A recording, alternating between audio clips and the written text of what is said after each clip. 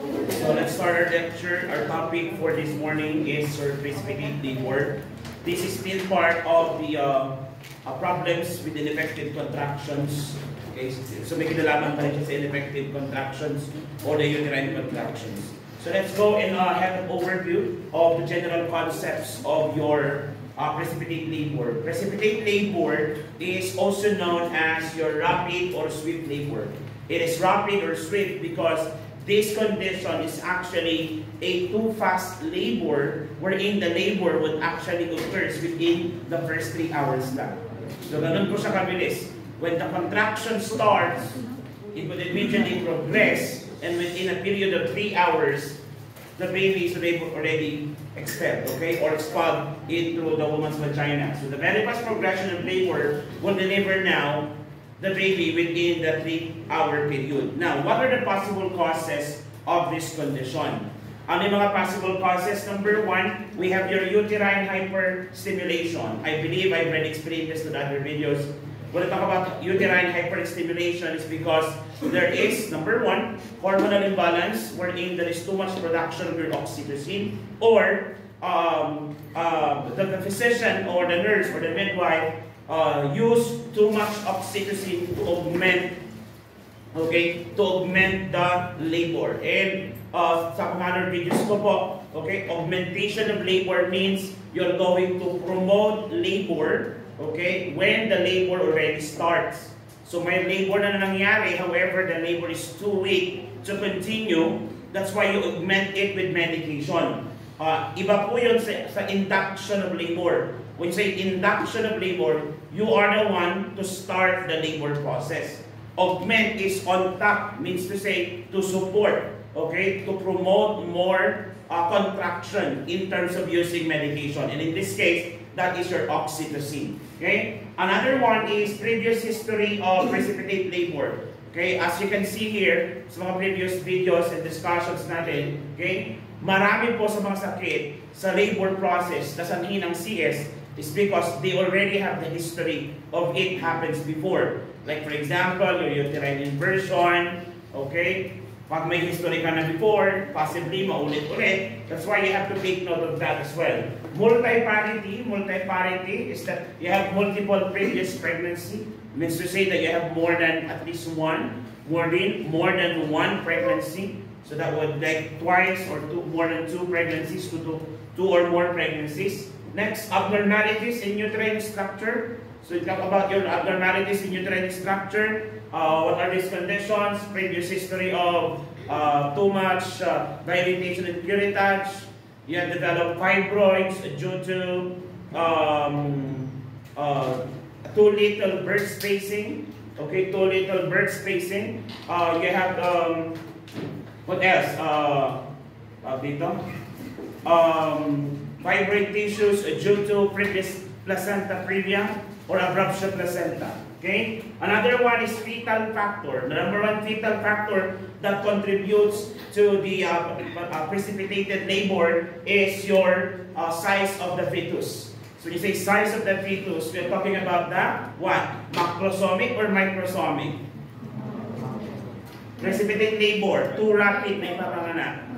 It's more on microsomia, okay? Maliit na baby to the small for gestational age, kaya mabilis siya may lalabas. Of course, pag larger yan, mas mahirap ilabas, okay? And we have the hormonal imbalance. This is in relation also to uterine hyperstimulation. Your hormonal imbalance is something related to the too much production of your contraction hormone, which is your oxytocin. Now, what are the clinical manifestation of your precipitate labor? Actually, kung sinabi natin precipitate labor, mabilisan yan. Okay? So more or less, the signs of precipitate labor is more on warning sign. So these are the warning signs as part of the clinical manifestation. Number one, there is a sudden, intense contraction. So the sudden, intense contraction, okay, is regular and frequent and strong.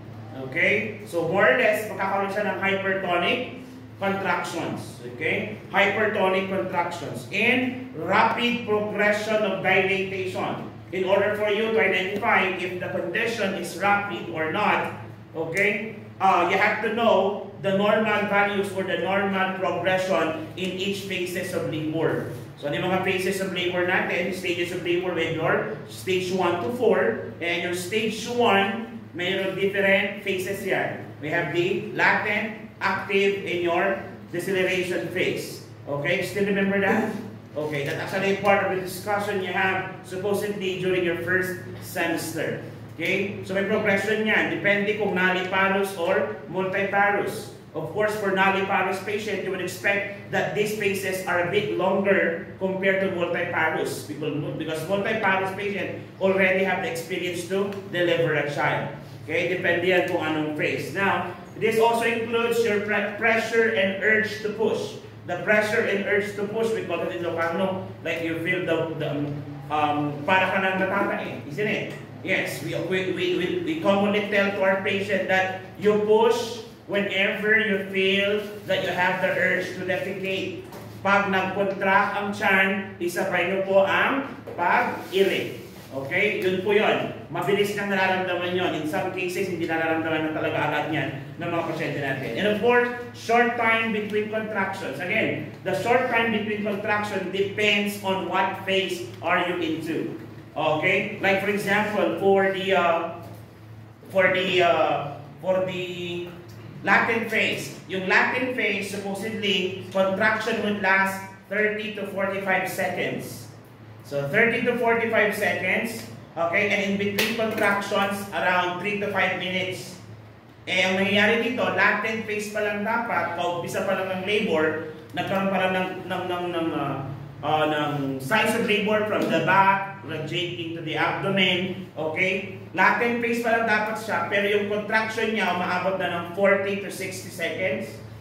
Plus, yung interval niya is less than 3 minutes na. Like in 10 minutes, nakaka more than 2 to 3 contractions na siya. And that is true for active phase. But for latent phase, it is not expected. So meaning, depending on the stage, kung masaan na si mother during the labor, mas mabilis na nangyayari yung progression. So basically, based na 2 to 3 contractions lang in 10 minutes, what happens that nagkakaroon siya ng more than 3 contractions in 10 minutes. Okay? Kaya mabilis na nilalabas yung bata. And take note, the contraction is very important to dilate the cervix. At yung dilation ng cervix comes together with effacement. Okay? So habang lumuluwang, numinipis naman yung labi ng inyong cervix. Kaya kapag lumuwang yan at 10 cm and the contraction is so strong or forceful, pwedeng lumabas agad ang bata. Okay? I would like to emphasize on that one because part of the management later on is that you have to prepare the room ready for delivery. So for example, kung yan ay naka-private patient, okay, pag naka-private patient niya, dapat yung room niya is readily available na for delivery. Dapat may set up ka na sterile. Okay, may sterile equipment ka na doon, meron ka na pwedeng gamitin na basin, all the things that you use in DR should already be set up doon sa room. Or dapat, si mother, kung may history na ng precipitate labor, you have to place her already directly to the DR. Kasi within a couple of minutes or hours, pwedeng lalabas agad. Okay, upon the start of your labor. Now, what are the risks and complications when you have this condition? And take note, this condition is a rapid delivery. Meaning, pag-contract, in just a couple of minutes or hours, labas. Unlike naman nakuha natin sa area, no, kung saan na-receive natin, nandun na siya sa labor room, palabas na tayo ng area, hindi pa rin nakakanak. Then you got frustrated because it's supposed to be your case. Kaso, nung inalagaan mo ng 8 hours, pagdating ng 1 hour from your duty, nanganak. So, ang nakinabang, yung next shift.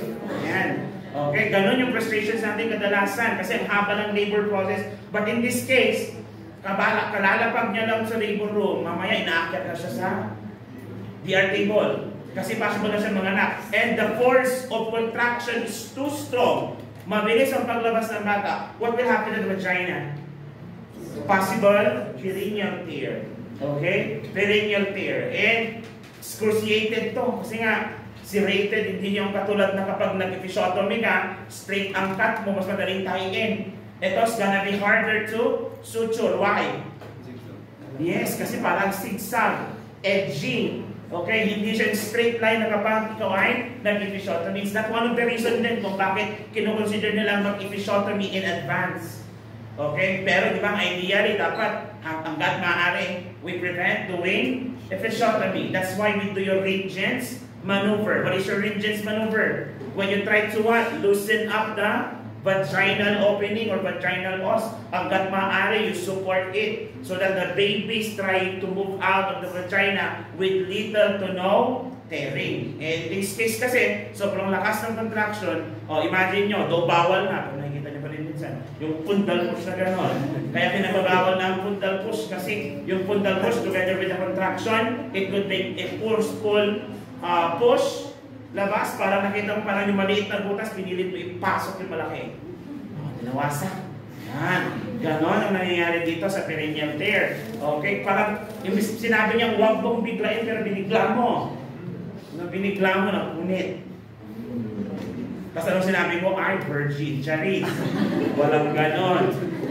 Binigla mo lang talaga. Okay? Another one, uterine rupture. This is the next topic we will be covering later on. Uterine rupture from the word itself. The uterus had ruptured. Why? Because of the forceful contraction. And take note, di ba yung hypertonic contraction? Sabi ko doon, one of the complications is what? Uterine rupture. Kasi tendency, may tensile strength ang isang muscle. When you say tensile strength, yung tensile strength na isang bagay is yung ability niya to stretch, may hangganan. Hindi mo pwedeng i-stretch siya na hanggang gusto mo. May tensile strength. Ganon din po ang uterus ng babae. May tensile strength yan. Lalo na kung may history pa siya ng mga vertical scarring or vertical sutures. Sino yung mga ganon? Mga babaeng nag-undergo na cesarean section. Kasi yung kanilang muscles is not already connected naturally. May suture na yan. Ibig sabihin, may history na ng tearing. So, maring yung tear na yon, maring yung previous tatahin na yon, lalo kapag yung interval of pregnancy between the first and second is just a couple of months or 1 year, 2 years. Kaya nga, ideally dapat 3 to 5 years. Hindi dapat ideal na magbuntis ang babaeng nag-CS within 1 to 2 years. Kasi nga, nag-heal pa lang, hindi pa nag-heal totally yung kanyang sugat sa uterus. Okay? Kaya at least sila develop uterine rupture din. Aside from that, fetal injury. Yung fetal injury, di ba?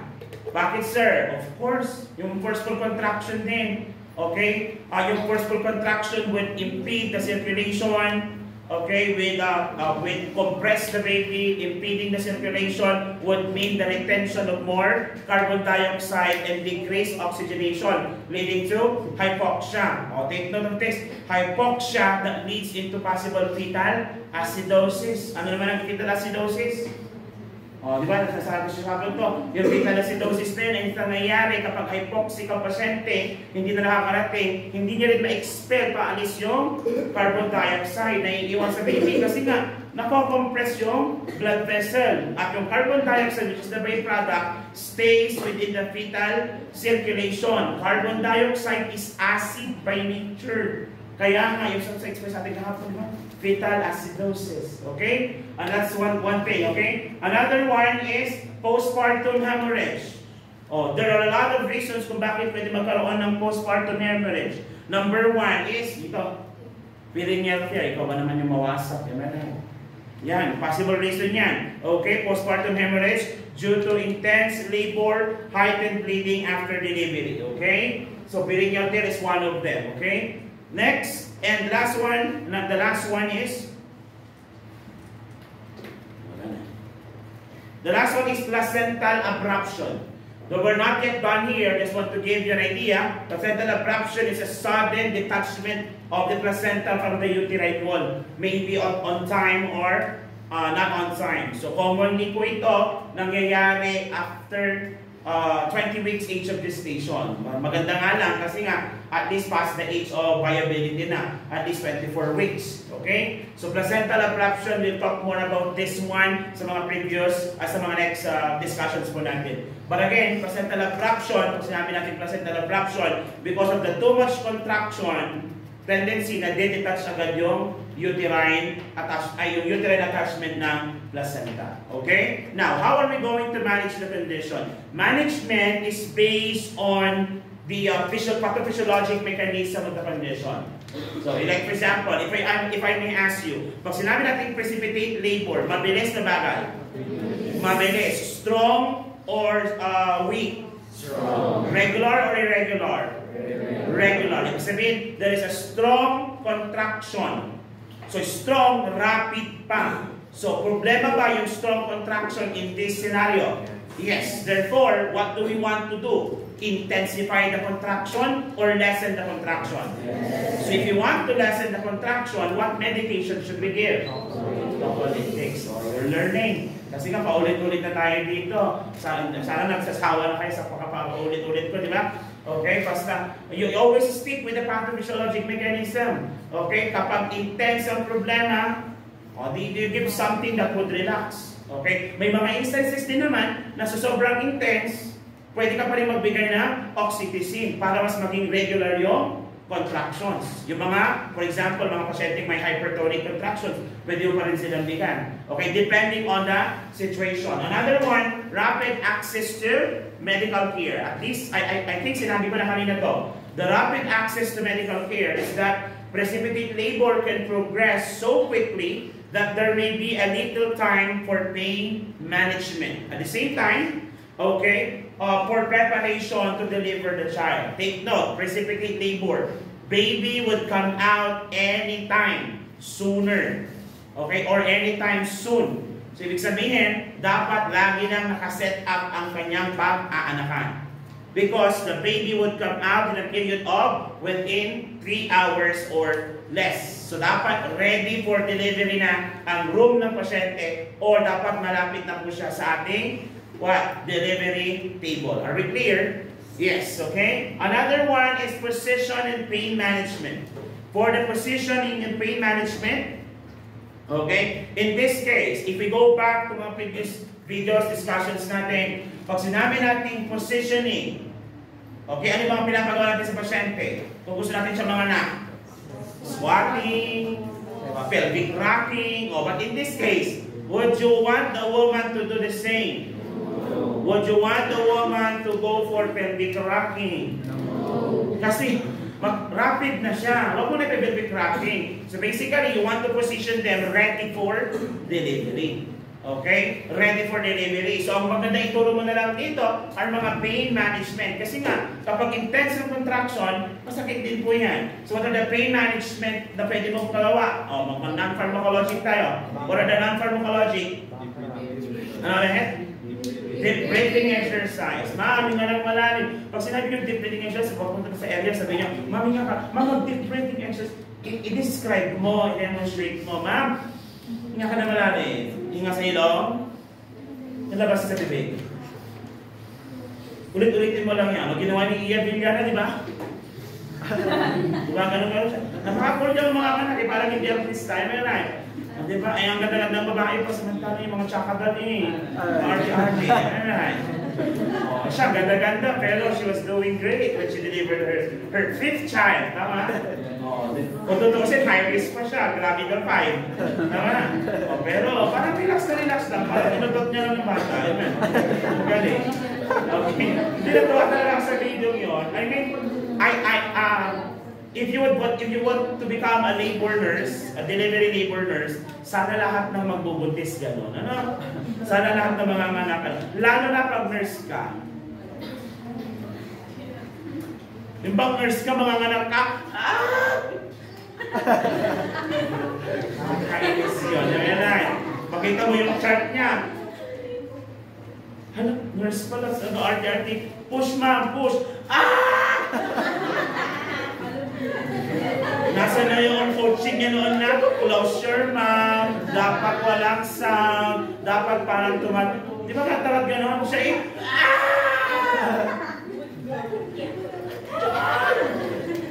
ayoko na! Pain management, pag hindi kaya ng mga non-pharmacologic, we can choose naman yung ating tinatawag na pharmacologic treatment. So, pharmacologic treatment natin, pwedeng gumamit ng inyong epidural anesthesia or other medications for that matter. Okay? Other medications. In some cases, morphine, kasi delikado din kasi.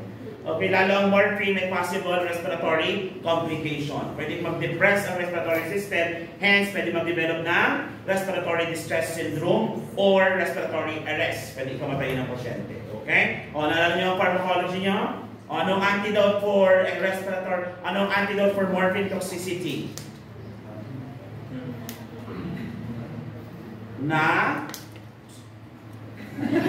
Naloxone or Narcan. Ayan, tandaan niyo yan. Okay? Itatanong na naman sa inyo yan pagkat yun ang third year. Naloxone, Narcan. Kasi ang topic yun ng midterm by third year is cardiopulmonary.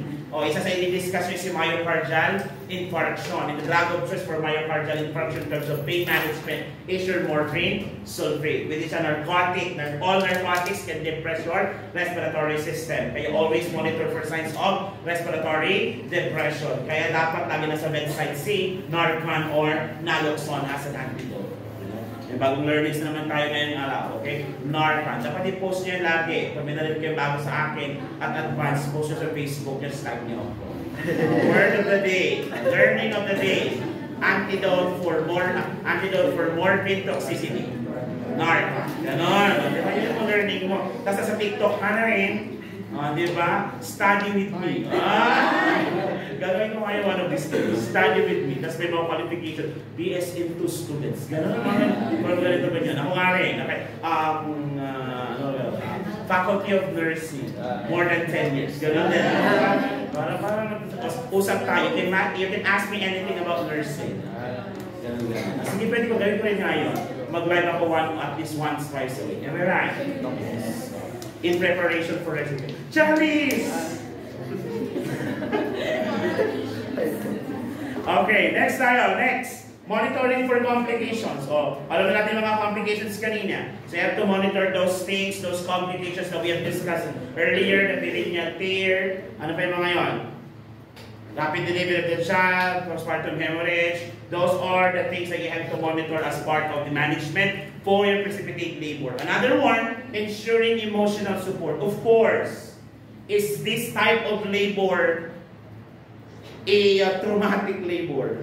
Yes, kasi the woman would feel an intense contraction equals to intense pain. So remember, parang if you can imagine the pain of having a normal spontaneous delivery in a normal way, you intensify that. So ganoon yung pain status niya. Doble. Siguro kung may rating na 10/10, baka yung rating niya is magiging 20/10. Parang yung score mo sa quiz pag bumabasa ka. Am I right? Merong excess. May mga naka-excess ba kahapon? Meron. I think I have 3 students who have excess. This Pastillo got 27. The other got 26. Yung iba naman saktong-sakto, 25. Diba? Sana gano'n, am I right? Yung sa'yo hindi man nang-exceed, nagkulang pa.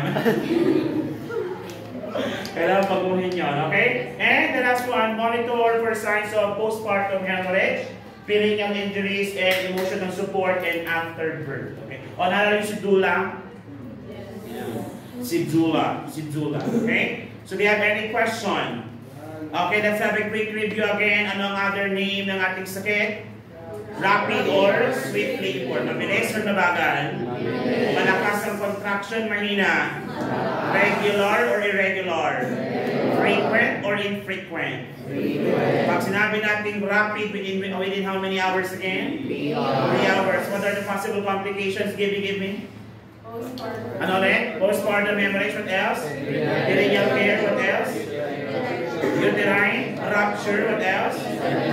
Okay. And what are the management? Kailangan mo magbigay ng oxytocin or tocolytics? Relax, contract. Kailangan ba natin i-relax? Yes. Pag sinabi natin rapid, kailangan ba readily available para sa mga anak? Yes. Tama po ba? Yes. In terms of positioning, would you ask the mother to walk? No. How about pelvic rock? No. Kailangan po ba ready for delivery? Yes. So stay on bed. Yes, prepare for delivery, stay on bed. In terms of pain management, pwede bang deep breathing exercise? Yes. Pwede din po ba ang pharmacologic? Yes. Okay, pwede ba ng epidural? Yes. Again, epidural, mararamdaman mo ang contraction, pero hindi mo mararamdaman ang pain. Unlike pag spinal, hindi mo mararamdaman ang contraction, hindi ka rin makakagalaw. Kasi hindi mo rin magagalaw, hindi ka rin makakagalaw. So walang pain sensation, wala din motor sensation. Unlike pag epidural, walang pain sensation pero meron ka pa rin motor sensation. So pwede ka pa rin umiri, kaso nga lang walang sakit. Ganun ba yung gusto niyo, girls? Iring walang sakit? Ay, gusto niyo puro sarap. Am I right? Okay, so do you have any question? Clarification? Violent reaction? Wala. So we're done with your precipitate labor.